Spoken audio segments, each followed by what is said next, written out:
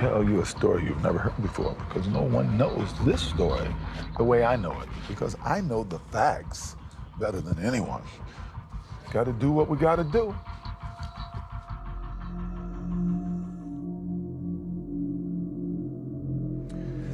I'm going to tell you a story you've never heard before because no one knows this story the way I know it.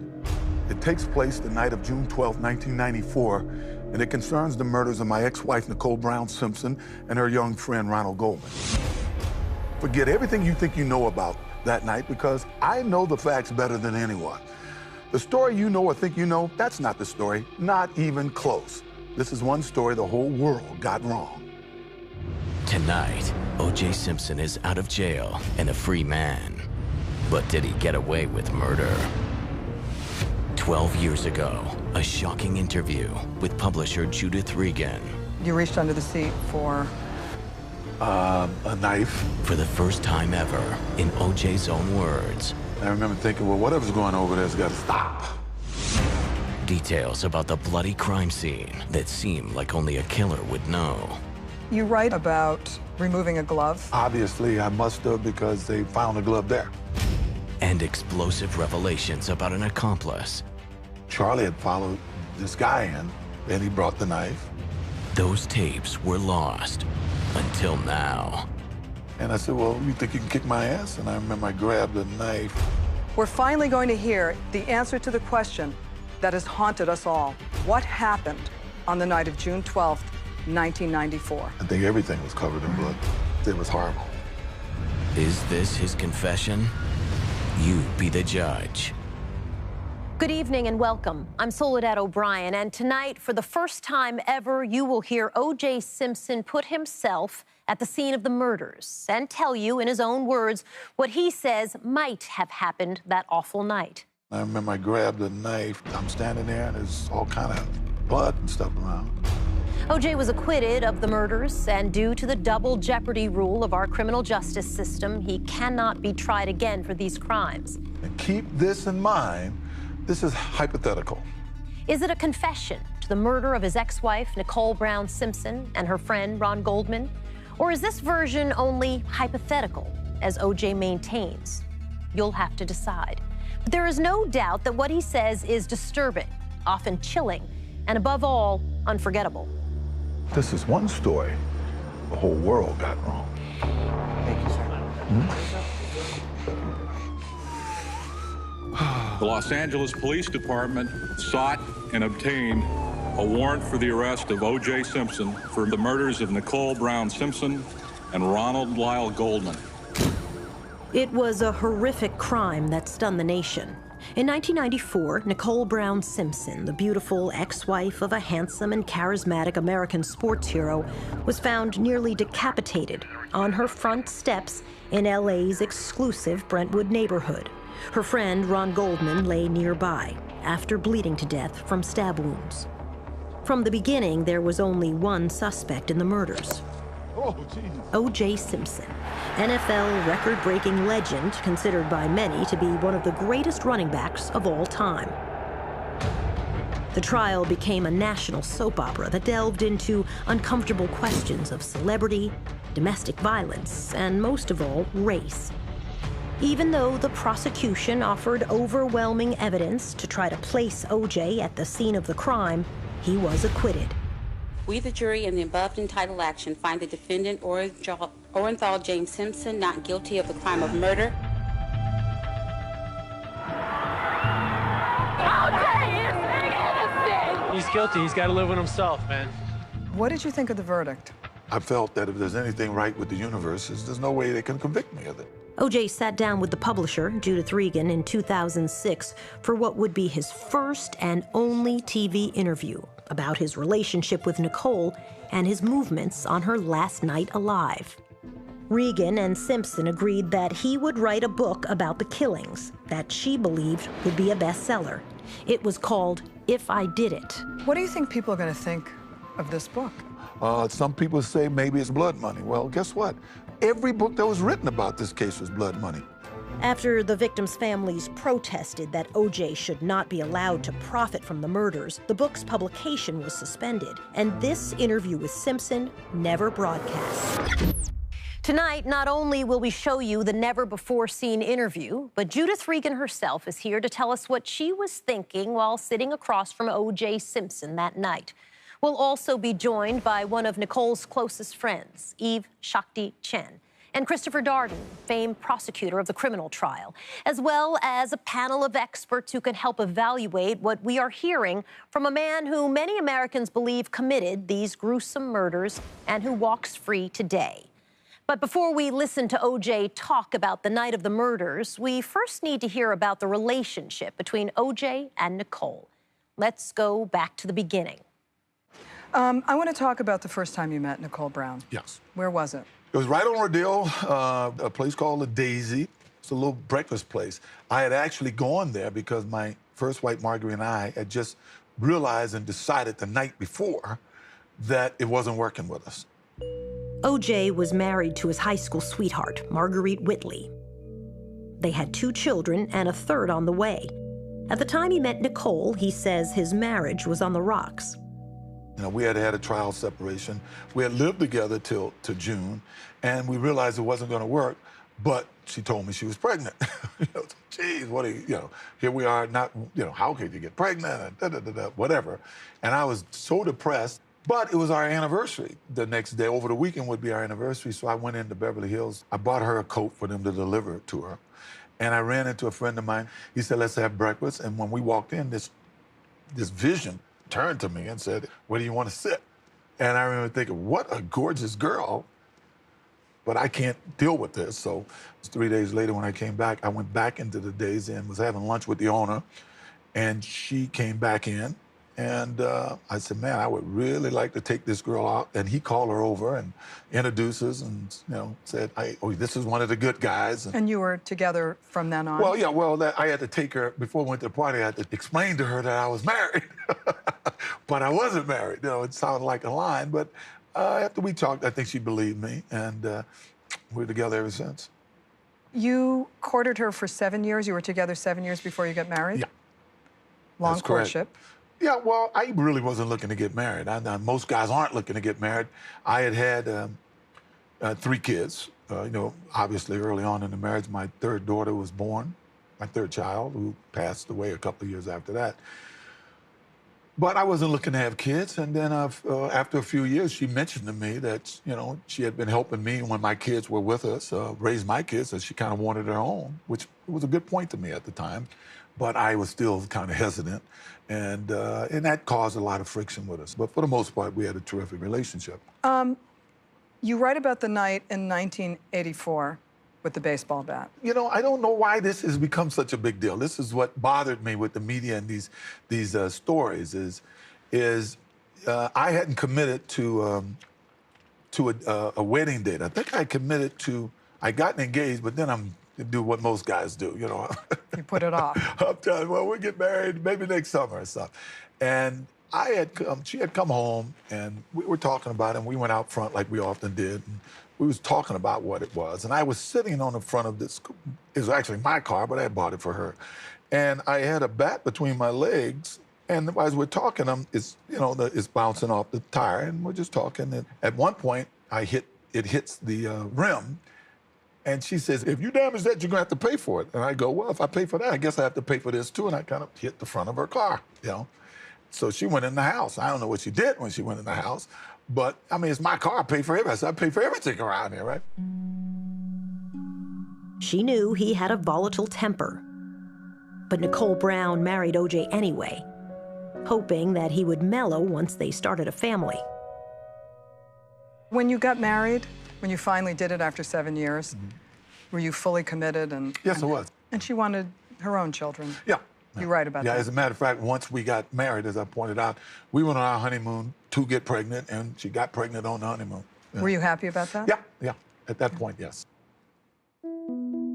Their first child was a girl, Sydney, and Nicole basked in motherhood. But for O.J., it meant having to share his wife's attention.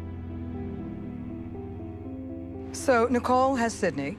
Yes. What kind of a mother was she? Because you write about this a lot. Incredible mother. She was almost too attentive, if you can be too attentive. In what way? You couldn't get her to go anywhere, you know.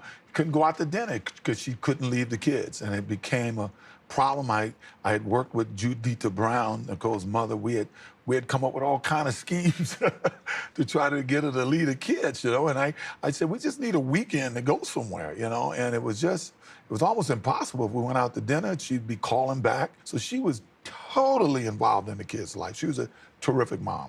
You write in the book that Nicole changed after your son, Justin, was born. Yeah. In what way did she change? Well, she always had a thing about her weight, and that became an all-consuming thing, right? Right. Her mother, the first advice her mother gave me, the first night we met, was, OJ, don't let her put on weight. She's miserable if she puts on weight. So that became a major thing. She had heard rumors of me having an affair or something, which unfortunately was true. And that didn't help the situation at all. The first time we were ever apart was when I went back to New York that fall for NFL Live, visited back and forth. I didn't know it at the time, but she had kind of had a fling herself, you know. And you also had your flings. Yeah. Eve, can I get you a tissue? Yes, please. Can we thank grab you. a tissue, guys? Why does this make you cry? Just the kids, how much she loved the kids. Did she want to be a mom? Oh, gosh, yes. And she was such a great mom. And, you know, just to think that the thing she would have wanted the most was to have seen them grow up.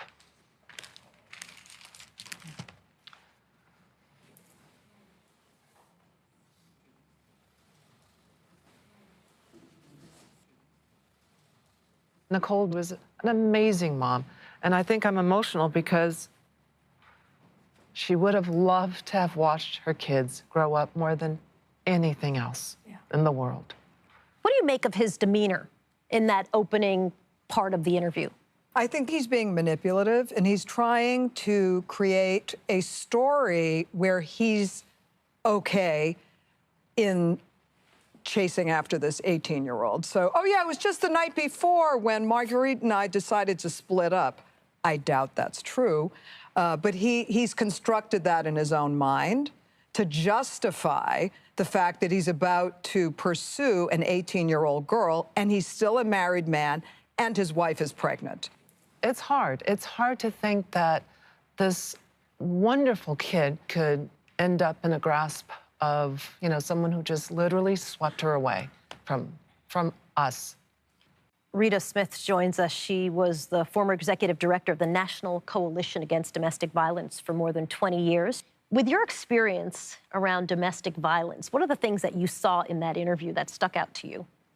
Well, I think the thing that has always been clear to me about this particular tragedy is that while Simpson was a very skilled, very talented football player, he was nobody special when it came to being a batter. He was like every other batter I've ever heard about. He doesn't say it, but the bat actually was used to bash in the windshield. And by some reports, Nicole was in the car when he was bashing in the windshield. Subtle and not so subtle forms of violence are used to continue to keep control over their victim. So him just bouncing the bat off the tire initially was a subtle message. I am in charge. I will determine the framework for this relationship. I will decide what happens when it happens. You will not, or you will die. Chris, what are your first thoughts? For him to just so cavalierly say these things as if it's nothing. I don't know why anybody's upset about this. Why is this a big deal? You know, she was almost too attentive to the kids. How can your wife be too attentive to your children? And when I read about the baseball bat incident, and we talked to the officer that responded, you know, that's when I knew. That's when I knew we had the right guy. Why? Why did you know at that moment? Because he terrorized her. He sent her a very clear message. He is giving her a preview of the rest of her life, or perhaps even the end of it. It was never going to be easy marrying one of the most famous and sought-after men in America. Nicole wanted O.J. to regard her as an equal. By New Year's Eve, 1989, they had been married for 4 years. To the world, they were a glamorous couple living a charmed life. Jim, if the Bills were happy with the first half, they certainly didn't show it. He was a celebrated sports commentator for the NFL on NBC. There's only one superstar in Rent-A-Car, Hertz. And the face of Hertz. Go, OJ, go! And there was his blossoming career as an actor in movies and on television. But behind closed doors, the Simpsons' marriage was tumultuous. Talk us through what happened on New Year's Eve, 1989. To me, and when I look back at my life, other than the deaths of my loved ones, along with Nicole, my daughter, my mom, I always said it was the most depressing and sad night of my life because we had been to a New Year's party. We were home. We were both, sort of intoxicated. We were very affectionate. But somehow in the middle of this affection, she asked me about some earrings. That night, the Simpsons had been partying with O.J.'s friend, the pro football star Marcus Allen, and his then-fiancée, Catherine. O.J. says it was a comment from Catherine that made Nicole suspect he was cheating. Turned out she had misunderstood Marcus Allen's fiancée, Catherine, that maybe I had bought Nicole some diamond earrings, but since she didn't get them, I obviously bought diamond earrings from someone else. Now, I didn't know this until after that night because other than being very pushing me off her and going out the room and yelling and screaming, she wouldn't say what it was about except something about the earrings. And I locked her out of the room, and somehow she finds the key and come back in the room. And I threw her out, and I really threw her out with no concern for her well-being. I mean, she got physical with me, and obviously I'm bigger. I got more physical with her, which I shouldn't have done. Historically, I just leave, and I didn't just leave. And a little later, my housekeeper came and told me that the cops were outside. And the one thing that hurts me as much as anything in this, besides being considered by some a murderer, is this being a batterer.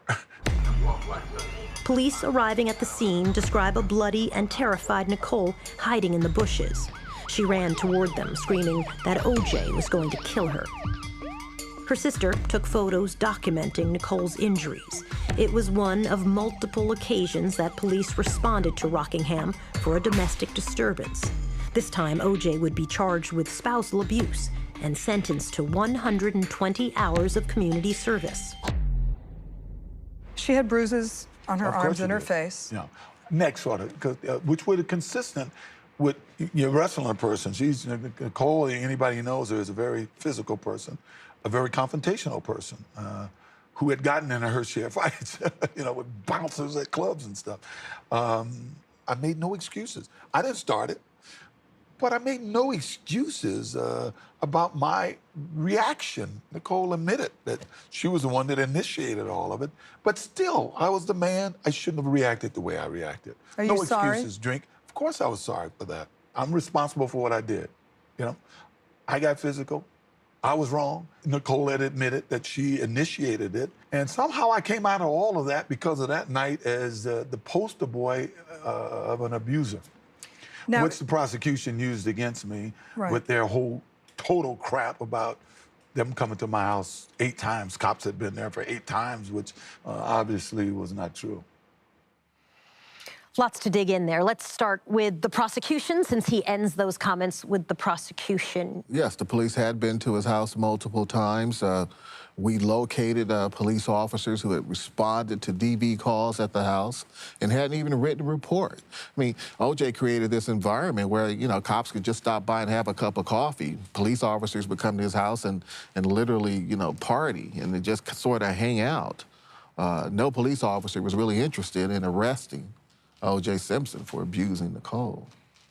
How significant was this New Year's Eve incident as you were building the case?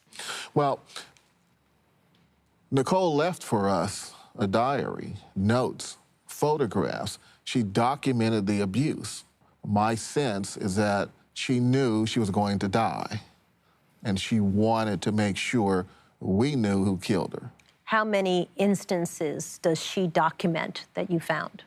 7 or 8, as I recall. And each incident becomes more violent than the last one. We missed a half a dozen opportunities to save her life. Eve, he says, she's physical, she's confrontational, she was the one who was tussling. I've never known Nicole to be a person that lost her anger. If anything, she was, as I've said before, she tended to get quiet if she got upset. She was not a confrontational person. You know, she was just battling for her life. Coming up, he never took the witness stand in his criminal trial. But tonight, for the first time, O.J. Simpson puts himself at the scene of the crime. You get into a fight. Nicole comes out. A verbal fight. And explains in his own words what might have happened the night of Nicole Brown Simpson and Ron Goldman's murder. This guy kind of got into a karate thing. And I said, well, you think you can kick my ass? And I remember I grabbed a knife. It's hard for me to describe it, I'm telling you. I don't think any two people could be murdered the way they were without everybody being covered in blood. Is this a confession? You write about removing a glove before taking the knife. You know, I had no conscious memory of doing that, but obviously I must have because they found the glove there. You decide. It's all coming up tonight.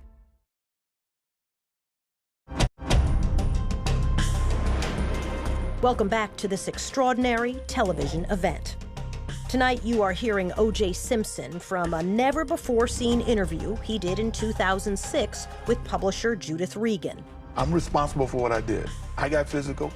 I was wrong. Nicole had admitted that she initiated it. And somehow I came out of all of that because of that night as the poster boy of an abuser. The Simpson marriage was turbulent from the beginning, and things seemed to go from bad to worse. Following the violent New Year's Eve incident, life went on. There were family trips, Christmas celebrations, and an expensive renovation of their Rockingham home. But Nicole's friends and family say she had reached a breaking point after years of physical abuse and infidelity. And in January 1992, she told O.J. she wanted a separation. She didn't really want a divorce, she just wanted to separate. And I pushed the divorce. I said, no, we're gonna get lawyers because we'll have at least 10 months to decide if it's gonna become a divorce or not. If we want to change our mind, we will, but I'm not going to go through 10 months and then decide to get a divorce and go through 10 more months. Nicole rented a 4-bedroom house for herself and the children on Gretna Green Way, half a mile from the home she had shared with O.J. on Rockingham Avenue. When she asked for the separation in 1992, you write in the book, I felt like I'd been kicked in It was shocking. It was absolutely shocking. Her and her mother had been to New York a few weeks before that. She had talked about how happy she was. She had gotten her body completely back. She was looking great. She was finally wearing all her fancy stuff. Well, I realized, no, it was because she had a boyfriend. I didn't know that this at the time. Really got you well, I right. didn't know she had a boyfriend. Of course it hurts. I didn't think it would happen. And for 2 or 3 months, I pursued her to no end until I saw her with another guy. And at that point, what are you going to do? A girl's with another guy? I mean, you'd be an idiot. O.J. had hoped they would eventually reunite. But with Nicole dating other men, he didn't contest her when she filed for divorce just 2 months after separating. In divorce court, there was testimony about the couple's history of domestic violence. One of Nicole's therapists said it's no secret Nicole was battered regularly all the time. How do you respond to that? Well, Nicole made it clear during our divorce, under oath, I might add, that this lady was crazy. She had told me, this lady's crazy. She wants me to say these things about you.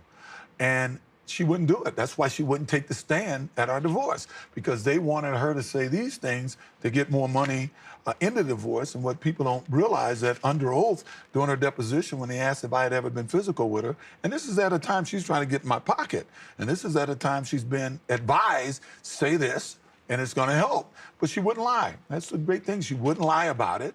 And she told him under oath that that was the one incident that I was physical with her. Was she Can we make afraid? a deal? No, Was she she wouldn't afraid? lie. It's just that she wouldn't lie. You know, she wasn't going to lie in front of me and on the stand. It When was you- not being afraid. There was nothing to be afraid of. What happened next showed Nicole's fears may have been well-founded. Even as the couple waited for their divorce to be finalized, Nicole's close friends say O.J. began stalking her. One incident occurred while she was on a date with Keith Zlomsowicz, the owner of Mezzaluna, a popular local restaurant. You write in the book about Keith and Yeah. that night. Tell me Yeah. that scene and what happened. A lot of this I didn't find out until after, right? From her closest friends, after my trial even, because I didn't see these people, right? We had once in a while seen each other. She'd come by the house, and so it wasn't like we didn't have relations in the early part of our separation. So I had run into her, which they tried to say was stalking, because her and some friends were at a opening of a restaurant. I was there with like 16 people. So I'm like, if I'm stalking you with my crew. You know, we were all there too, you know. And I saw her, and I went over and spoke to her and her group. Then I went out with my group to a party, but on the way home, I'd say, I'll see if she's home, because if she's still up, I don't know how late she stayed out. And, you know, maybe, you know, I can get some. In any event, as I approached her front door, she has a window right along the walkway there. I can hear something, and I can see movement, and when I look, I can obviously see she was involved in something. I didn't know who it was with or what, and I hit the door and left. When you knocked on the door? No, I just hit the door. When you hit I the wanted door, them to be alert, be aware that somebody's around and maybe they'd move or something. That's all. I didn't even look. I just hit the door twice and left.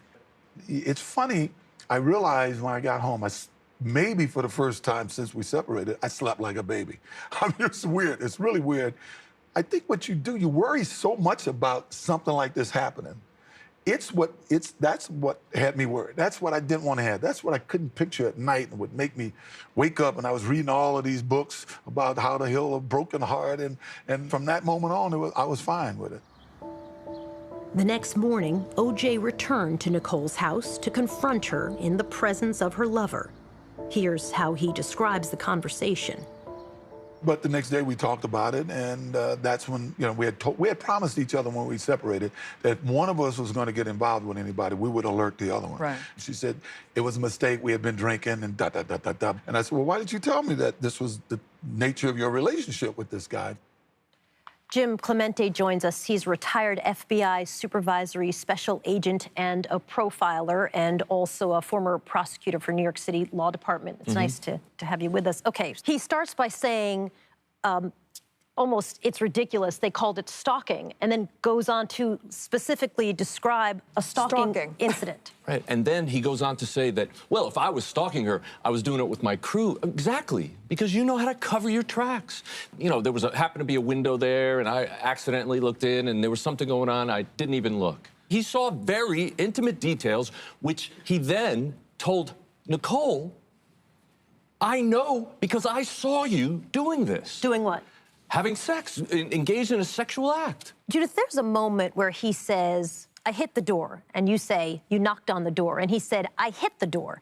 And I was curious, I felt like you almost gave him an out to say knocked. I feel that he hangs himself on every word. I didn't have to do anything. I just had to sit there, ask him a question, not appear to be judgmental, and the way he describes it gives it away. Were you worried, Judith, that if you push back, he might just get up and go? Oh, he wanted to go. He wanted to go, and he would have left, and he would not have opened up. And he started actually showing his true colors. Have you seen the interview? I haven't seen the interview, ever. No one has seen this interview before.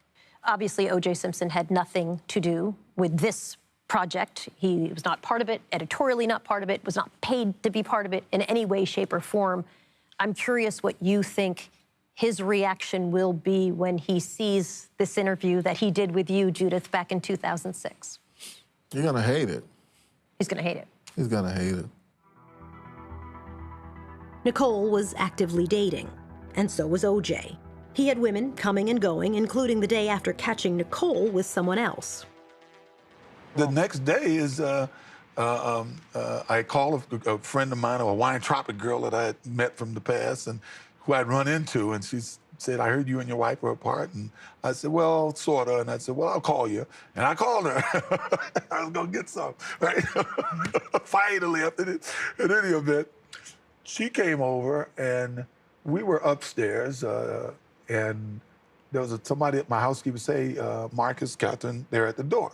They had been trying to fix me up with this one model, and she was out of town, but they had brought her best friend over to talk to me, and when I walked downstairs, it was Paula Barbieri. Paula was shocked when the girl came down. The girl, she said, was beautiful, but her and I just hit it off. I mean, we just hit it off, and we spoke on the phone because she traveled a lot for a month, and about a month later, we really became involved, and Paula Barbieri would become O.J.'s on and off girlfriend for the next 2.5 years, staying with him throughout the murder trial. But he says that even as he got serious with Paula, he never stopped talking to Nicole. What happened during that time? You start dating Paula, and you write about Nicole's reaction to your dating Paula. It's funny because she was dating various people, and she would call me and talk to me about it. And, you know, it started to reach a point where it became irritating. It became a problem because one minute she'd call me and I'd give her advice, and then she'll call out of the blue because of something real stupid and give me a hard time, right? So I had made up my mind that I really didn't want her to call me unless it had to do with the kids. And it was kind of irritating to Paula also.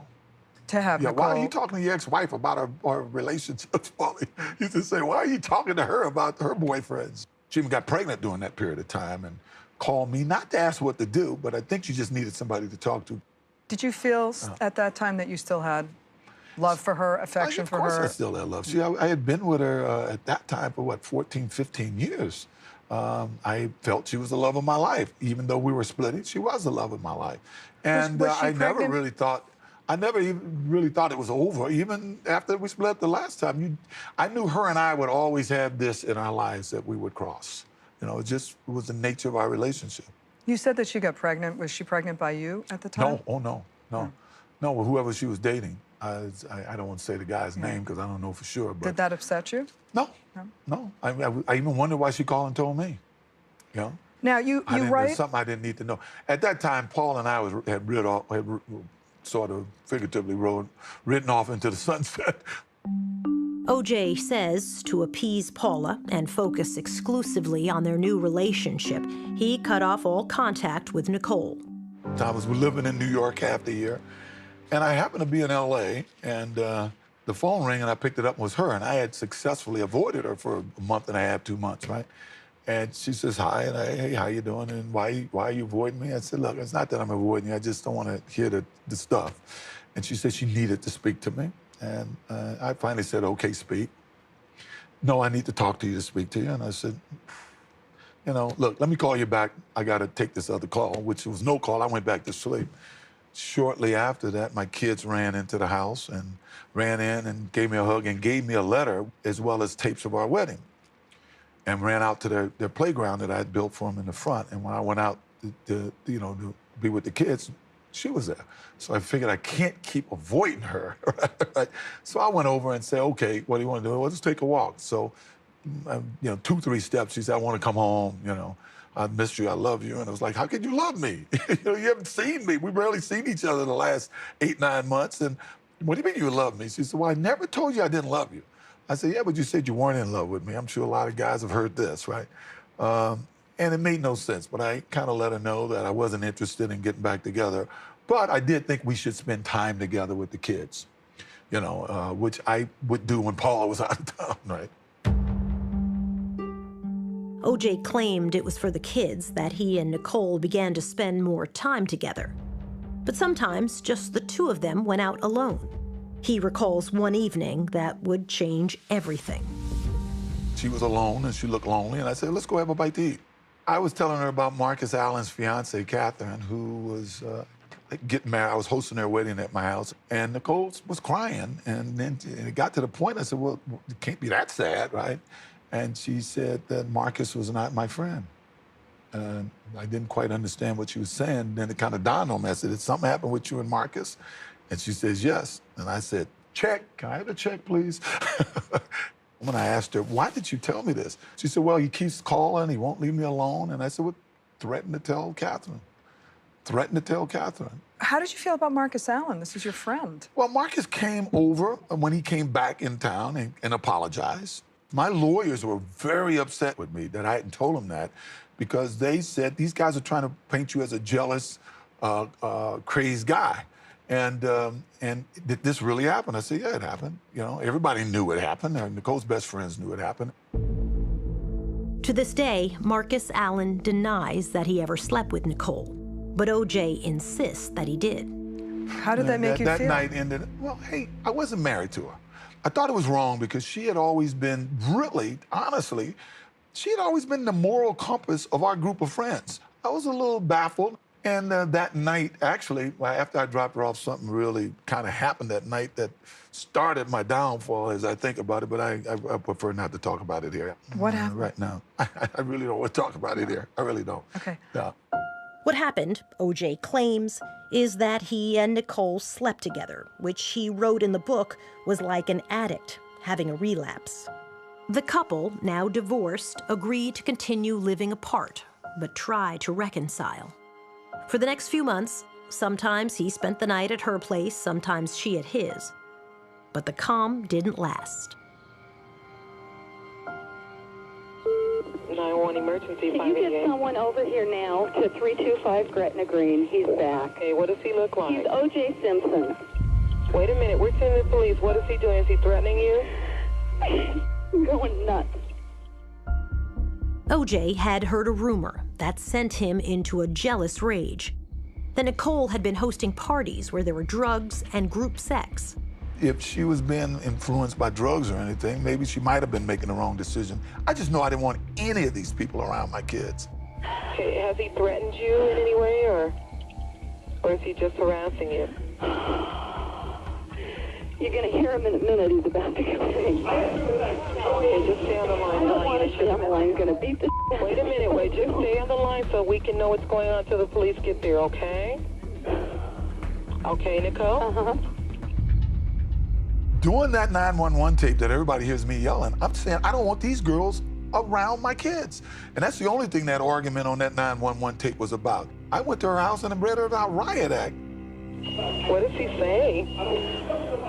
Okay, the kids are sleeping.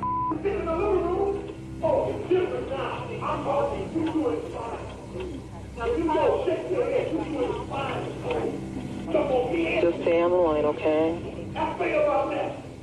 I did what any father and would do. And yet, you know, if people listen to that tape and made me this horrible person. Whenever they hear that 911 tape, can you believe he's yelling at her about this? Well, when the cops came, it became apparent. She said, I was yelling to her about this and only this. That's the only reason I was there, reading her the riot act, is I don't want these people around my kids. Let's talk about the 911 tape. How did you think about that tape for evidence in the trial?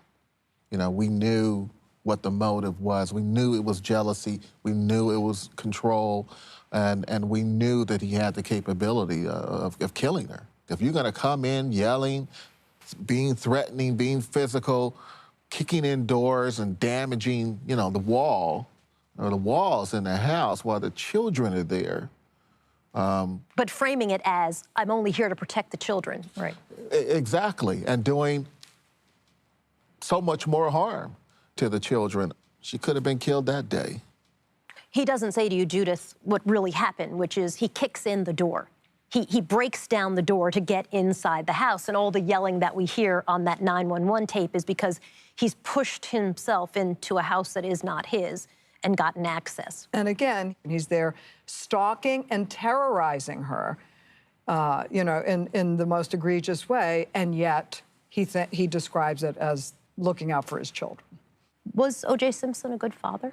I don't know how you call yourself a good dad if you commit acts of violence or threaten violence in the presence of your children. So on a scale of 1 to 10, I'm going to put him at a -1.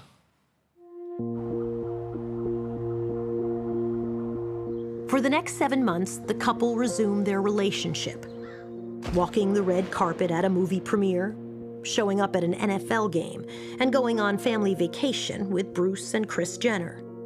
But Nicole was exhausted. She told her close friends that she was finally done with O.J., but he wasn't done with her. Up next, O.J. describes what might have happened the night Nicole Brown Simpson and Ron Goldman were brutally murdered. And Nicole was nuts that week. I mean, it's just craziness. It's a story he hasn't told before. I don't think any two people could be murdered the way they were without everybody being covered in blood. I think he's confessed to murder. And one you will never forget. It was absolutely horrible.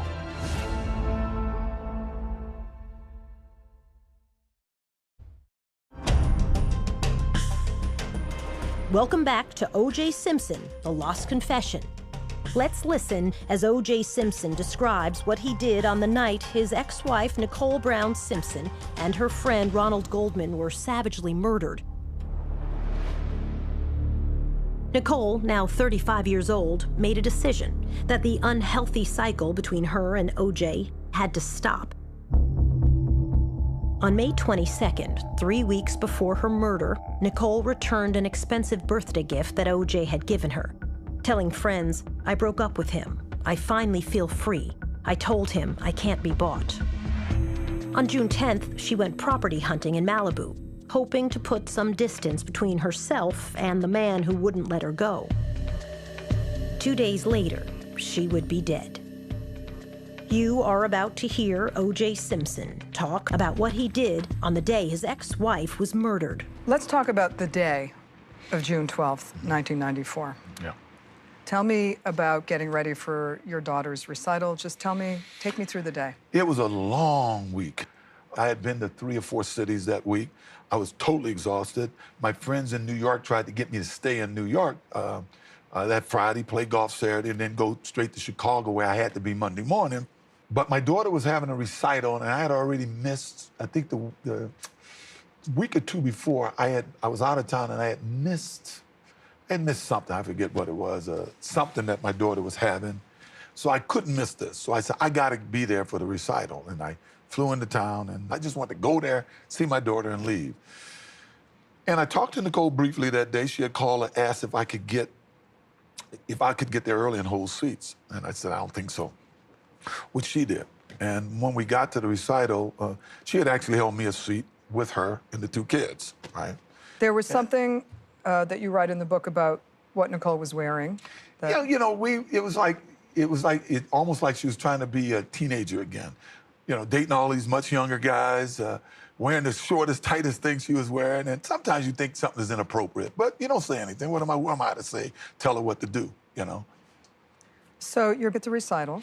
Yeah, I was just exhausted, but everything was cool. And during one of the breaks, Dr. Fisherman pulled me aside, and Cora Fisherman is Nicole's best friend. His daughter is my daughter's best friend to this day.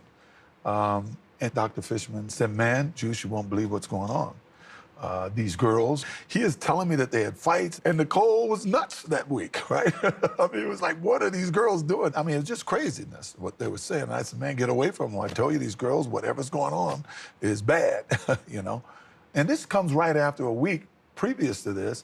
Her best friend, Cora, had come to my house in tears, begging me to do something to get Nicole away from the people she was hanging around. Somehow the prosecution didn't want that in the case, right? I don't know. I was upset. It upset me. The Brown family, Nicole's parents and sisters, were also at the recital, and there were plans for a family dinner afterwards at Mezzaluna, that local Italian restaurant.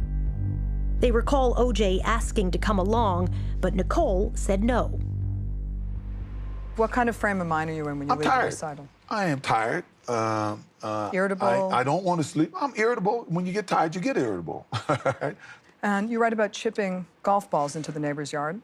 You write, usually when I pick up golf balls, the world disappears, but this time I couldn't get her out of my head. Yeah. I'm thinking about my kids and what Dr. Fishman mentioned to me. What comes next is O.J.'s hypothetical account of what he says happened on the night of the murders. So, Judith, how did you shape this conversation around the hypothetical? Why hypothetical? He felt that if he could claim that it was hypothetical at this point, he would have deniability with the children. That was what he said. But from my point of view, who would possibly do this, even as a hypothetical, unless they had committed the murders? O.J. Simpson never took the stand at his criminal trial and has never given an interview about his actions on the night of the murders. That is, until now. Listen closely for the next 6 uninterrupted minutes. O.J. puts himself, hypothetically, at the scene of the crime. The chapter 6, is called The Night in Question. And you write in the book, now picture this and keep in mind that this is Purely hypothetical. Hypothetical. Yes. Why don't you tell me what might have happened on the night of June 12th, 1994? And let's just walk through the night. Well, first of all, this is very difficult for me to do this. It was very difficult for me because it's hypothetical. I know and I accept the fact that people are going to feel whatever way they're going to feel. You know, they're going to, you know, whatever they want to feel. In the book, the hypothetical is Charlie pulls that up. Charlie. This guy Charlie shows up, the guy who I had recently become friends with, and I don't know why he had been by Nicole's house, but it told me you wouldn't believe what's going on over there. And I remember thinking, well, whatever's going on over there has got to stop, right? So we kind of hooked up together, and you know, I'm kind of broad-stroking this. We go over, get in the Bronco and go over. Let's just go back and do the details. Where did you park? This is the detail. You park in the hypothetical in the alley. Right. You park in the alley. Yeah. And you put on a wool cap and gloves. In the hypothetical, I put on a cap and gloves. Right. Yeah. And you reached under the seat for? A knife. I always kept a knife in the car for the crazies and stuff because you can't travel with a gun. And I remember Charlie saying, you ain't bringing that. And I didn't, right? But I believe he took it. Charlie took the knife? Yeah. In the book. Yeah. Yes. So the back gate, you go through the back gate? Yes. And it was open or broken or? I don't recall. Okay. I go to the front and I'm looking to see what's going on. And I can see that it appears like Nicole had candles all the time. She really did, to keep her overhead down, I think. And music was on, and while I was there, a guy shows up. You know? So Roassn Goldman comes in the back gate. Yeah, a guy that I really didn't recognize. I may have seen him around, but I really didn't recognize him to be anyone. And in the mood I was in, I started having words with him. He says to you, I just came by to return a pair of glasses. Judy left them at the restaurant. Yeah, words to that effect, yes. And he was I don't know if I believed it or didn't believe it. It was pretty much immaterial because, you know, I was more concerned about everything that was going on, you know, and was fed up with it, I guess. And you get into a fight. Nicole comes out. A verbal fight. Got a little loud, and by that time, Nicole had come out, and we started having words about who is this guy, why is he here, what's going on. And she says, this is my house, get the F out of here. Yes, and which I didn't like because, once again, this is the same person, and if you read the book, you'll see some things that happened in the 2 weeks leading up to this that were very, very irritating, you know.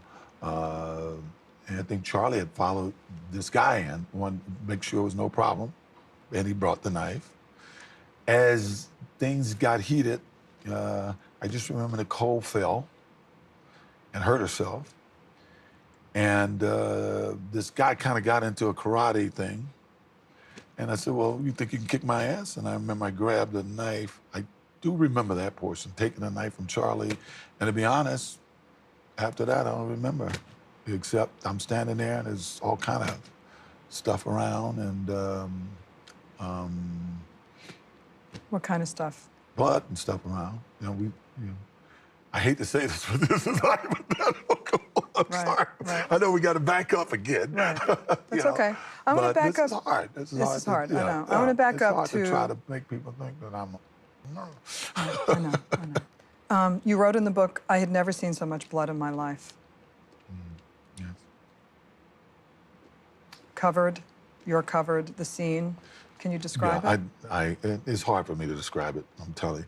I don't think any two people could be murdered the way they were without everybody being covered in blood. And of course, I think we've all seen the grisly pictures after. So yeah, I think everything would have been covered in blood.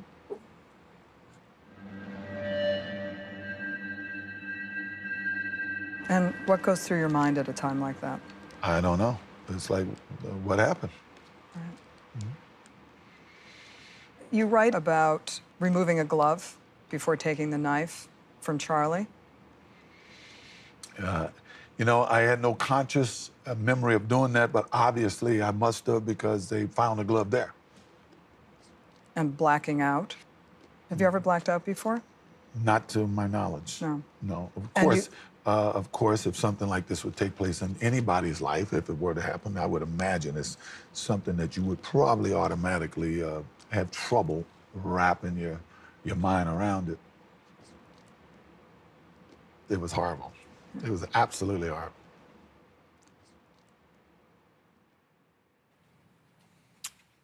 First thoughts. Eve, it's hard for you to even breathe. I've been watching you as you watch this. I have nothing to say about this. Absolutely nothing. Chris? Well, I think he's confessed to murder. I think he's confessed to murder. And if I'd known he said this in 2006, I would not have objected to the release of this video.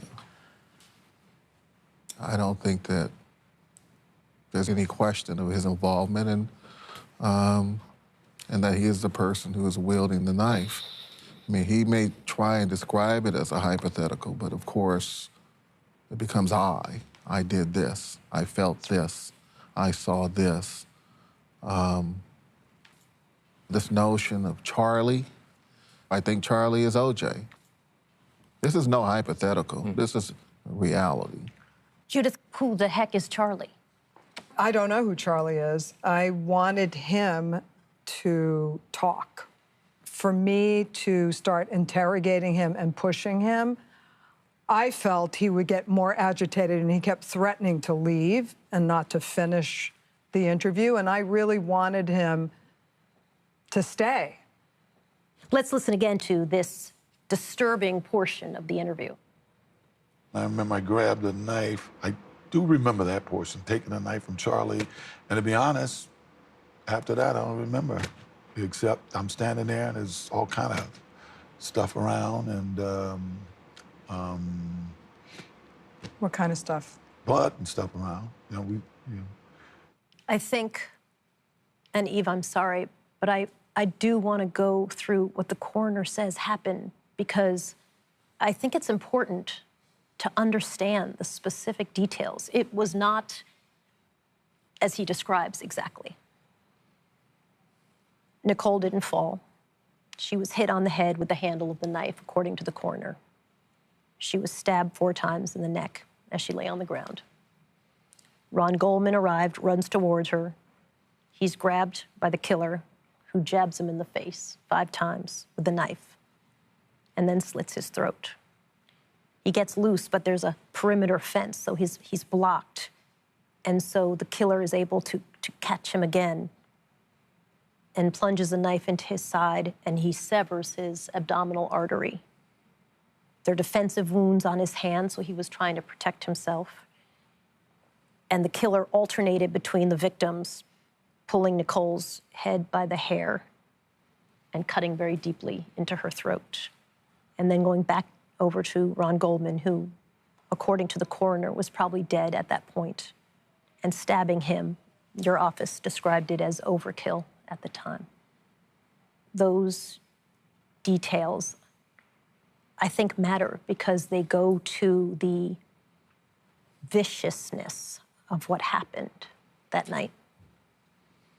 37 years in criminal law, I've never seen a crime scene as horrific as this one. Do you think this is a confession, Judith? Absolutely. There's no doubt in my mind. How he chose to do it is the way he chose to do it, but he did it. And that's his confession. Here you are. You have it. He's telling you, I took off a glove. I must have left my glove there. Let's listen again to the interview. You write about removing a glove before taking the knife from Charlie. You know, I had no conscious memory of doing that, but obviously I must have because they found a glove there. 25 years of nonsense. And now here he is to explain to all of the naysayers and all of the doubters. That's my glove, I left it. Nobody planted it. Nobody planted it. You sound furious about the last 25 years. Well, she should be furious. Denise, Goldman's, they should be furious. You know, I'm watching TV one day and I see Kanye West wearing a T-shirt and it says, free OJ. Well, you freed him. And look what you freed. Coming up, what happened with the bloody clothes? In the book, you describe taking off your shoes, your pants, and your shirt and dropping it in a bundle. Do you remember that? There are 3 sources of blood there. Ron's, Nicole's, and OJ's. For the first time, he tells us all the shocking details. Where are the bloody clothes? So somebody had to get rid of the bloody clothes. Next.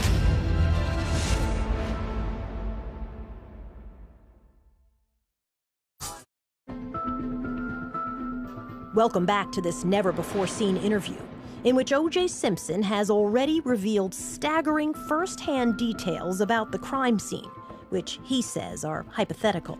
You wrote in the book, I had never seen so much blood in my life. Yes. It's hard for me to describe it, I'm telling you. I don't think any 2 people could be murdered the way they were without everybody being covered in blood. Then you see bloody footprints and you decide to take off. Yes. Actually, I believe Charlie kept saying, we got to get out of here. And in the book, you describe taking off your shoes, your pants, and your shirt and dropping it in a bundle. Do you remember that? Yes. And do you remember what happened? Because what are you going to do with it? You know, somebody's got to get rid of, as you may have called during the trial, is where are the bloody clothes? So somebody had to get rid of the bloody clothes. Right. And you had left your keys and wallet in your pants pocket, and you had to go back and get it? You know, to be honest, I think, I know that to be true, yes, yes. And Charlie is hysterical, screaming, Jesus Christ, OJ, Jesus Christ, and you tell him to shut up? Yeah, he's in a panic. He was in a panic, and I'm telling him to shut up, let's get out of here. So you get back in the car, you take in your clothes, put them in the bundle? And drove back and parked a block away because I knew the limo would be there, and came across the backyard through the 2 tennis courts and, you know, came through the house. So you went through the neighbors? Neighbors, yeah. He had a tennis court, then I had a tennis court. And you go into the house, and what happens in the house? I ran upstairs to take a shower. I actually ran upstairs and took some of my bags and came back downstairs and put them out front. O.J. was due to catch a late flight to Chicago where he was scheduled to play in a Hertz golf tournament the next day. And then I get dressed and I come back down. And then you get in the car and go to the airport. That's correct. You sign autographs? Yeah. And you wrote in the book that you were asleep before the plane took off. Virtually, yeah. Early the next morning, O.J. was awakened in his Chicago hotel room by a call from the LAPD. When did you cut your finger? To my knowledge, really, when I got the call the next morning, and this is the truth, when I got the call the next morning saying that Nicole had been murdered, was killed, was dead. And I kept saying, what do you mean dead? Killed, or whatever the words they use. I said, what do you mean? And it's, well, we can't tell you anything. We're still investigating, but where are you? And when can you get back here? And I think I actually went in the bathroom and it was dawning on me. I didn't really throw a glass. I just was, you know, and when I was putting it down, it just smashed, you know. Police believed that the cuts on O.J.'s hand probably came from the fingernails of one of his victims. I went downstairs. I was bleeding at that point. I went downstairs and asked the lady on the desk for a Band-Aid. And I knew I signed so many autographs, and even when I had arrived the night before, there was people, and I signed autographs, and I knew I wasn't bleeding in any way at that point, but I knew when I was leaving I was. And I ran to the airport, and I ended up forcing my way on a plane. It was sold out, and somehow I told them that my wife had died, and I got to get out of here. And they got me on. You write in the book about speaking with Nicole's mother and her sister, Denise. Yeah. Do you remember what that conversation was? I think Denise yelled at me something once. Yeah. You wrote in the book that Denise yelled at you, Yeah. you brutal son of a bitch, you killed her, like I know that. you killed her. Yeah. And what did you say to her? I hung up. Yeah. Denise and I never really had much of a but then again, she didn't have much of a thing with Nicole. Yeah, you know, there was a lot of jealousy there. Let's start the beginning. And Chris, since you know this timeline of the crime so well, what do you make of O.J. Simpson's version of what happened next? What people need to remember about that crime scene is that there are three sources of blood there, three sources of DNA on those bodies, and in that Bronco, and it's Ron's, and it's Nicole's, and it's O.J.'s. So when he says that he didn't begin to bleed until he got to Chicago, that's a complete lie. And then when he talks about the cut finger, he says, now this is the truth. Right. I'm curious what that signaled to you. When somebody's speaking the truth, they're just conveying information. Somebody who's lying has to then convince you that this lie is true, so you'll get overselling. I wanted to ask you, Eve, at the end of that segment, he says Nicole and Denise didn't have much of a relationship, and then takes a dig and says jealousy. She's always been protective of Nicole. They were Mutt and Jeff growing up. There's no such thing as jealousy between the two. That's just laughable. So then what's the point of saying that, right? He goes out of his way to take a dig at Denise. Well, because, you know, Denise was one of the folks pointing the finger of guilt at him. So, you know, it's just a little payback. That's just the kind of guy he is. So the police now are obviously eager to interview O.J. Simpson, and he heads back to Los Angeles. We're going to hear what he says happened next. Take a look. So you get back to L.A. I get back to L.A. and now we're out of hypotheticals here. Right. I get back to L.A. and my lawyer and my assistant pick me up at the airport, and we're driving. And my lawyer wants me to go to his office. We need to get to the office. We need to discuss what's going on. And I said, no, I spoke to the police officer, and I told him, he told me they needed to see me, and for me to get home as quick as I can. And I said, no, I said, take me to the house. And they said, come on, OJ, we need to sit down and discuss. I said, I don't care, get me to the house. So when we got to the house, there was media everywhere. We pulled up to the Roassn gate. I jumped out, went to the gate, and there was a uniformed officer there, and told me he had to handcuff me. I said, handcuff me for what? They said, well, I'm sorry, I got my orders. Now, the cops wanted to interview you, and Howard Weitzman says, Mr. Simpson is in no condition to talk right now, and you say no. I said, they need my help to find who did this. I don't care. And I've read, I'm a voracious reader. Everybody knows I go through 2-3 books a week, you know. Now I'm reading all this fiasco stuff, but political stuff, but normally I read mystery books. And I know, don't talk to the Lord, don't talk to him, you know. And if you talk to him, you got to make sure it's recorded. So I told him, no, I will talk to him. I'll do anything I could do to help them solve this case. Yeah. And you said in there, I needed to know what they knew. Yeah. I mean, I need to tell me something. Nobody told me anything, all right? So nobody told me anything. I don't know what they know. They're giving me this runaround. In any event, I spoke to them. I told them what I knew. I told them everything about myself that they asked, answered all their questions. You haven't had any problems with her lately, have you? Okay. I always have problems with her. You know, that's our relationship. It's been a problem relationship.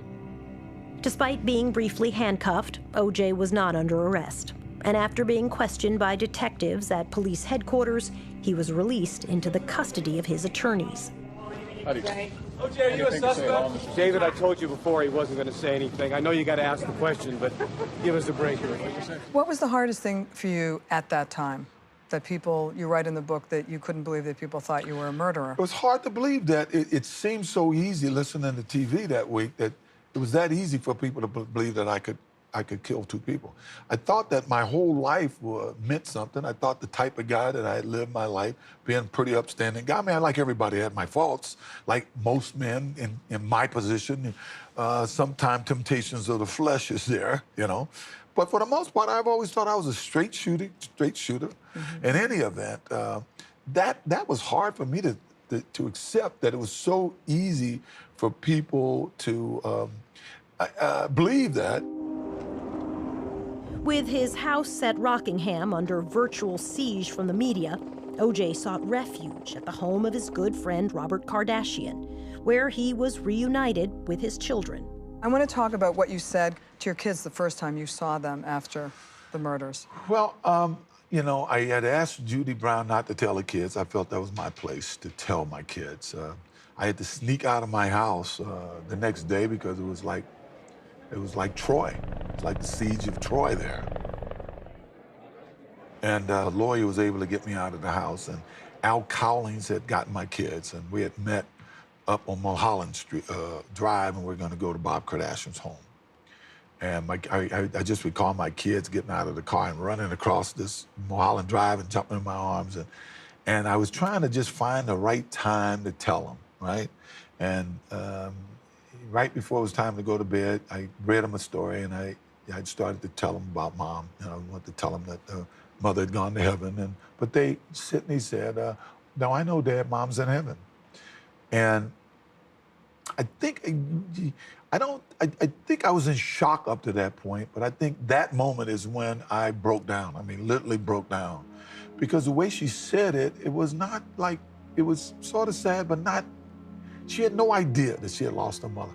She had no idea how this was going to affect her life. She had no idea that, you know, it was almost like sweet, Mom's in heaven, you know? And I knew that this would have a profound effect on her life. And I think that was the first time that that the pain was almost unbearable. I want to talk about the wake. And you write, I was so out of it that I actually remember thinking, a wake for whom? Who died? Yeah, I mean, they had put these drugs in me, and they tell me I would sleep all the way there. I don't even remember, like the funeral. I always tell everybody, I don't remember the funeral. I see pictures of Sydney and I kissing. Seeing Nicole and leaning over and kissing her. Yeah, can you tell me that story? Yeah. Well, no, it was tough. I just remember seeing her there. And I still had so many feelings of, if you're angry with a person upon their death, when they die, it's not like that anger disappears, right? And because of the 911 call, when I'm yelling at her about what's going on, it was like it was almost like I want to say, I told you, didn't I tell you? Didn't I say to you? You know, it's whatever the hell was going on, you know what I mean? Didn't I?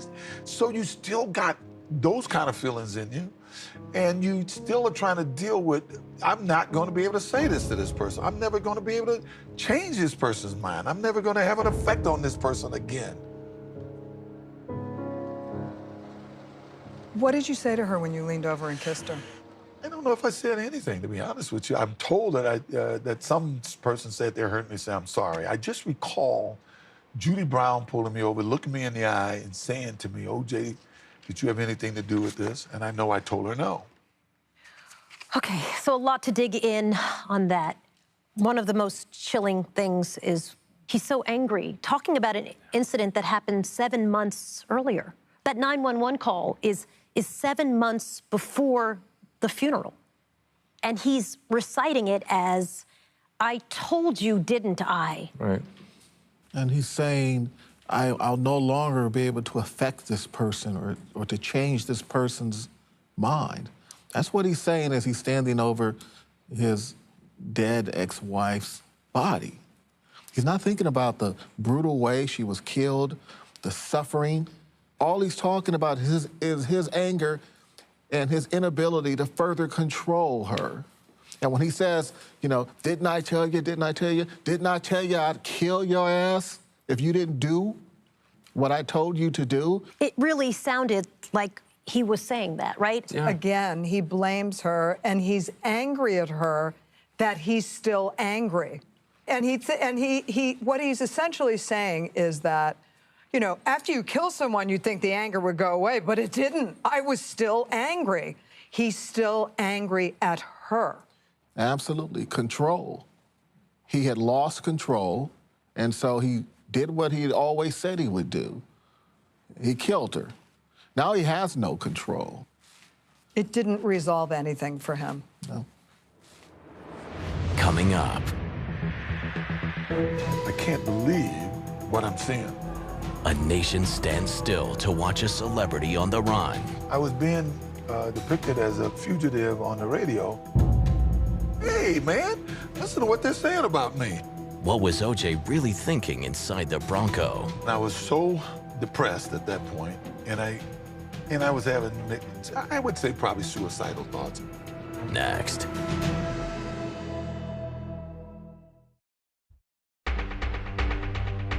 Welcome back to O.J. Simpson, The Lost Confession.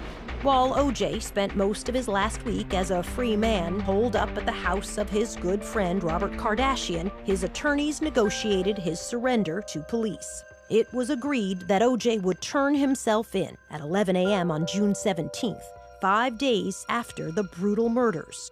But O.J. would never show up. There's a warrant issued for your arrest. When you find out about this, what do you do? Well, once again, I was so depressed at that point, and I was having, I would say, probably suicidal thoughts. All I know is I wanted to see where she was buried, and I wanted the pain to stop. O.J.'s childhood friend, Al Cowlings, known as AC, arrived at the Kardashians expecting to drive O.J. to police headquarters. It was at that time that we discovered for the first time that O.J. was not present. Al Cowlings was not present. And then I told AC, they were waiting to take me to the jail. I said, AC, take me to her gravesite. And then when we got in the car, I want to go through that I now. actually said, take me to her house, but when we got there were cops everywhere, so I said, take me to her gravesite. Why did you want to go to her house? I don't know. That's when she was last alive. That's, it was, I hadn't seen it. But I do know I wanted to see where she was buried. I knew I was going to have to, I just knew this was going to be a long ordeal. I was in so much pain, I just wanted it to stop. I didn't think I could bear it, and I kept saying, I can't be locked in a cell right now. My kids need me right now, and da-da-da.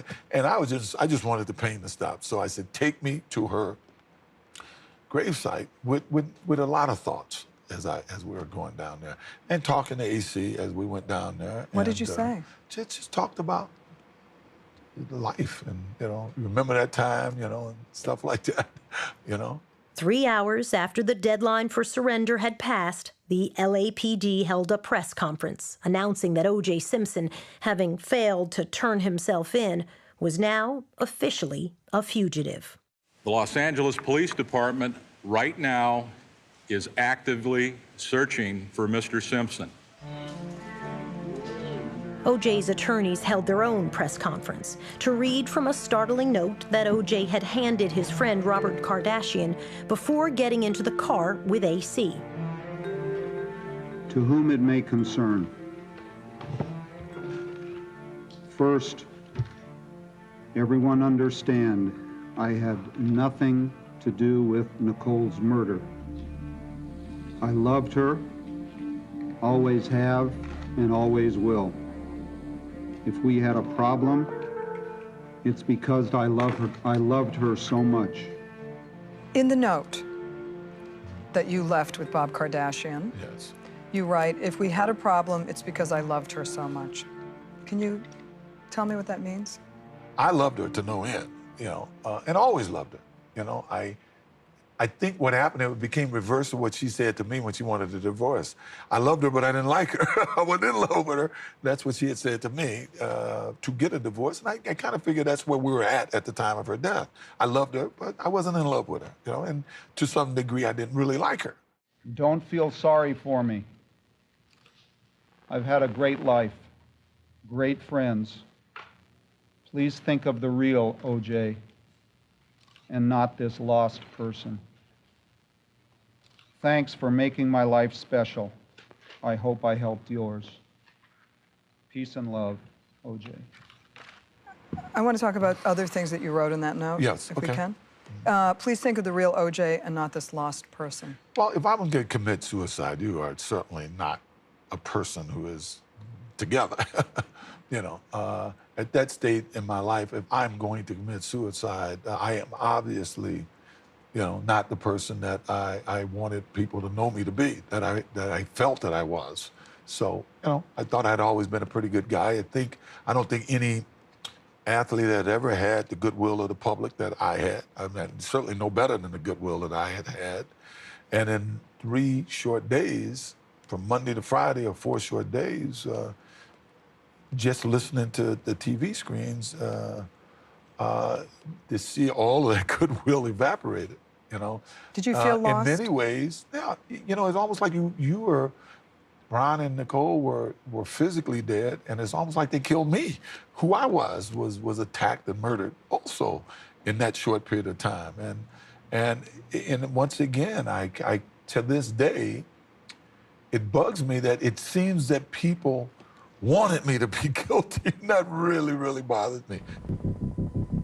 By late afternoon, the search for O.J. had made television history. Local stations deployed choppers to hunt for the white Bronco, and when they found it, the nation was transfixed. This is a special report from ABC News. I'm Peter Jennings at ABC News headquarters. Let's immediately go to a picture in Los Angeles. We're interrupting 2020.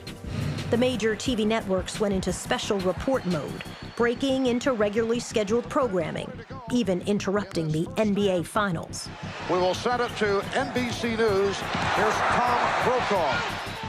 Thank you, Marv. We are looking once again at pictures of Al Cowling's cars. It makes its way along a freeway in Los Angeles in the south central part of that area. And we are told by the California Highway Patrol that O.J. Simpson is in that car holding a gun to his head. 100 million Americans, virtually half the country, were glued to their televisions. The vehicle is registered to Al Cowling, a former teammate, close friend of O.J. Simpson's, who is a fugitive from justice now. For more than 2 hours, Al Cowlings navigated 75 miles of L.A. freeways with his old friend hunkered down in the back. Driver of the Bronco indicates the subject is in the vehicle and he is armed and has a gun to his head. All units, stay back. I'm going to go back to the Bronco, and okay. If you can just give me some of the details of what you said to each other and some of the... Well, going there, it wasn't a lot of conversation, but basically it was just... You had a gun? Yeah, but it was in the bag in the back at that point with the pictures and stuff. The police like to say it was with a passport. I always had my passport there. They said I had $10,000. I think I had like $3 and something and change. As a matter of fact, when I was let out of jail, after my trial, and they were giving me all my things back, all the stuff that was in the Bronco that was mine back. I said, where's the $10,000? Where's my $10,000 that you guys claimed that I had, right? Which was totally false. In any event. What are you thinking? You're in the car. I'm in the back of still in the back of the truck, and I can't believe what I'm seeing. Because every time we go by intersections, it was like, where did these people get the time to make these signs, go OJ and stuff? And what was strange is I was being depicted as a fugitive on the radio, but from the side of the roads, it was more people cheering. OJ says what made him snap out of it and decide to bring the chase to a close was pride. I just remember listening to the radio, which I think was Dan Rather. It really saved my life. Right. Because when he said that OJ had a history, police were at their house all the time, 8 or 9 times, that was the first time that week that I kind of woke up. Hey, man, listen to what they're saying about me. I said, AC, this is BS what they're doing here. Get me to my house, right? Take me home. And we immediately called the police. The AC told them where we were going. As AC pulled the Bronco into OJ's driveway at Rockingham, a standoff ensued as a police negotiator urged OJ to put down the gun and exit the vehicle with his hands up. When we got to my house, I saw a sniper on the roof, and you get defiant. They've been telling you this, they've been saying this stuff about you. I got defiant, so I wouldn't get out of the car. I was just mad until I saw my oldest son, Jason, run across the road. And somebody grabbed him. He said, that's my father. And then I say, I got to get out of this car. I don't want him to get injured. The police now know where he is. We have found him. The door is opening, and let's see what happens now. O.J. Simpson is in custody. He has been transported here to Parker Center. He is being booked and processed. That'll include prints, mugshot. He sounds very convincing when he talks about being suicidal and being desperate and being unhappy and wanting to end it. And then when he gets to the part where he says, they killed me, what did you make of that? He clearly was desperate. Physically and emotionally was going through that. I think he was intending to kill himself. But at the end, when he's talking about him, he's basically the victim here. It's people thinking bad thoughts about him, people not holding him up. That's what's devastating to him. He wasn't suicidal, I don't believe, because his ex-wife, the mother of his children, was murdered brutally. He wasn't suicidal because of that, but because his image was damaged. He says he woke up, really, when he realized he was getting bad press in the form of Dan Rather laying out the domestic violence. That what gets him mad is that people would think he's a wife beater. I think he's a very complicated person. I think he's addicted to the limelight. And one of the things that I noted about his behavior at the time, halfway through the interview, he leaned over to me when we were taking a break and he said, when you came here today, you didn't think you'd like me, but I changed your mind, didn't I? And at no point did he ever acknowledge or really understand the gravity of his actions. So the police take OJ downtown to be booked, put on suicide watch. Listen to how he describes that experience. What was jail like for you? In the beginning, it was tough because I'm a talker. I'm a guy that spends his whole life socializing. And most people don't realize that I was in solitary confinement the full 17 months I was there. One of the sergeants would go out his way sometime to talk to me through the cell, but I had no one to talk to from morning to night. What was that like? In the beginning, obviously it was horrible. You are so at the mercy of your jailers. For instance, the first time I had to make an appearance in court, I looked so bad. I had no tie on, but what the public don't know is they woke me up every 15 minutes. They rattled my cell, turned on the lights. They alleged I was on suicide watch, but all night long, they woke me up. They made sure I sat up in bed and looked at them. Now, you go through that all night long and see what you look like that day in court. And I looked horrible that day in court. Mr. Simpson, do you understand the charges as I've read them to you? Yes. And have you discussed those charges with your lawyer, sir? Yes. At this time, do you wish to enter a plea guilty or not guilty? Not guilty. Apart from his arraignment, O.J. would not be seen again until his trial began 6 months later. You were looking at inmate number 4103970, O.J. Simpson. Up next, O.J.'s reaction to the trial of the century. There's no way they can convict me of this. Why he's still mad at Nicole. I've cursed her. I've been to her gravesite, and why? What the hell? And why he agreed to tell all.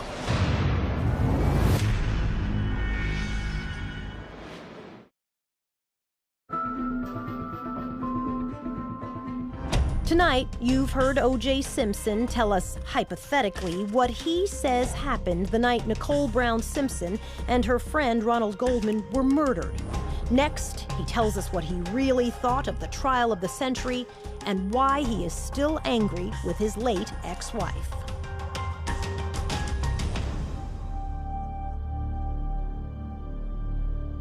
Are you ready to enter a plea at this time? Yes, Your Honor. How do you plead to counts 1 and 2? Absolutely 100% not guilty. The Los Angeles County District Attorney has just filed murder charges against Orenthal James O.J. Simpson.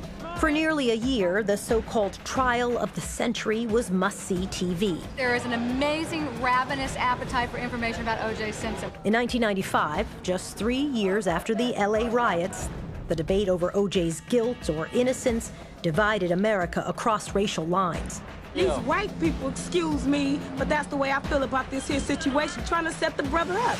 The prosecution was confident they had a slam-dunk case. I've never had a case with so much evidence in my entire life. Traces of the victim's blood was found in Simpson's car and at his home. And it's the kind of evidence that causes defendants to be convicted. You guys thought you had a slam-dunk case? Marsha Clark said, "I have never tried a case with so much evidence." She sounded incredibly confident. Contrary to what people might think, you know, we were seasoned veterans in the DA's office, and we understood that there's more to a trial than just the evidence. The first time I talked to Marsha Clark about this case, she said, "I have all of this evidence. The only problem now is if I can get someone to believe it." This case is a circus, and they've made it a circus. The mostly African-American jury did not believe it. After Simpson's dream team of lawyers successfully took advantage of a series of police and prosecution missteps, including testimony about a key detective using a racial slur. He said, "The only good is a dead." If it doesn't fit, you must acquit. It created reasonable doubt that O.J. Simpson had committed the murders. All right, Mr. Simpson, would you please stand and face the jury? We, the jury, in the above entitled action, find the defendant, Orenthal James Simpson, not guilty of the crime of murder in violation of Penal Code Section 187A, a felony upon Nicole Brown Simpson, a human being as charged in count. So 11 months of trial. Here's how O.J. describes to you, Judith, how he heard about the verdict. What did you think of the verdict when the jury came back into the room? I felt that if there's anything right with the universe, there's no way they can convict me of this, right? And we're not talking hypothetical yet. That's how I felt. There was a lot of talk that somebody who knew the verdict came to my cell and told me the night before, which is totally BS. Everybody that I came in contact with at the jail, which was run by the sheriff department, told me I was going home from the moment Mark Furman got off the stand. When Van Adder and Furman testified, all the guys at the jail said to me, whoever was watching me at the time said, "You may have did it, you may not have did it, but you're going home." The minute the jury knows these cops are lying, and they're lying, they do not convict if they think a police officer's lying. What was your reaction when you heard I the told verdict? all the lawyers, we met, and I said, I don't want any celebrating. And I told my mother that the night before, and my sisters. I don't want no celebrating because 2 people are still dead, and I don't want anybody celebrating if the verdict is positive towards me. Most Americans continue to believe that O.J. Simpson got away with murder. But some still maintain that he is innocent, a victim of racist cops and the media. And even though he was acquitted in the criminal trial, O.J. didn't get off scot-free. In 1997, a jury found him liable for the double murders in a civil trial. He was ordered to pay the victims' families $33.5 million in damages. The money is not the issue. It never has been. It's been making certain that one man, the man that murdered my son and Nicole, is held responsible by a court of law, and it's happened. Do you feel that you've lived the life of a convicted man in many ways? Thank God the public has not forced me to live that way. The media has tried, but the public hasn't. So what's it been like? It's curious that I go places and the public will come up to me, hug me, ask me how the kids are going. You write in the book, I realized that, with respect to your children and telling your children, I realized that neither of them really understood what had happened to Nicole, let alone the long-term effects that her death would have on their lives. What long-term effect has it had? Well, you know, I may see it in, you know, I don't like talking about my kids. I got to make it clear that, and my kids have told me, Dad, you said you weren't going to talk about us, don't talk about us. But I will go so far as to say this. Sydney especially had enough time with her mother to establish a work ethic. You know, she was accepted in every college that she applied to. They both went to the schools of their choice. They're both in college. For what these kids have gone through, even if they hadn't gone through it, I can't imagine having two better kids. Do you talk to them about their mother? And that's something that my kids ask me not to discuss. It's nobody's business. And just to say that, you know, I feel totally loved by my kids. They know that they're very loved. Sydney Simpson was only 9 when her mother was murdered on the front steps of their home at Bundy Drive. Her brother Justin was 6. They were asleep upstairs that night, and police woke them and took them out the back door so they didn't have to see the crime scene. We don't know what their relationship with their father is like today, but O.J. says he has never tried to erase Nicole's memory. Do you have a picture of Nicole at home on the wall? Yeah. No, it's in the living room. It's Nicole, me, and the kids. It was the last real group picture we took together. So it's right there prominent in my living room. And my kids keep pictures of her in their room. Do you believe in heaven and hell? Yes. Do you believe that you're going to see Nicole someday? Yes, I do. You do? And my mother, my dad, I surely do. And what will you say to her? Hey, you know, I haven't thought of that. I would hug her. She, you know, if there's a heaven, there's a hell. They know. I don't have to explain anything. They know. That's what heaven and hell is all about. Do you ever talk to her in your mind? No, I prayed to her. I've got on my knees and said to her, hey, look, I've cursed her. I've been to her gravesite and why, what the hell? You know, look at these kids. Look at Sydney with no mother. You know, I've done that. I've done that. That is what most domestic abuse partners do. They connect violence and love. May I add something now that all makes sense? Because I remember during that time, the family got a call from the cemetery and said, he's here. And they said, excuse me?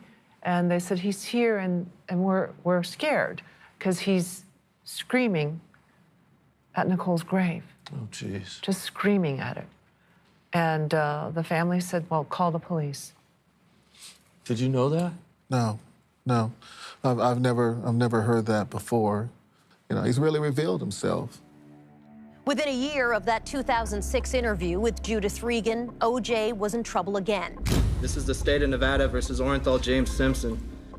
Arrested in Las Vegas for armed robbery and what he maintains was an ill-conceived plan to recover sports memorabilia that he claimed belonged to him.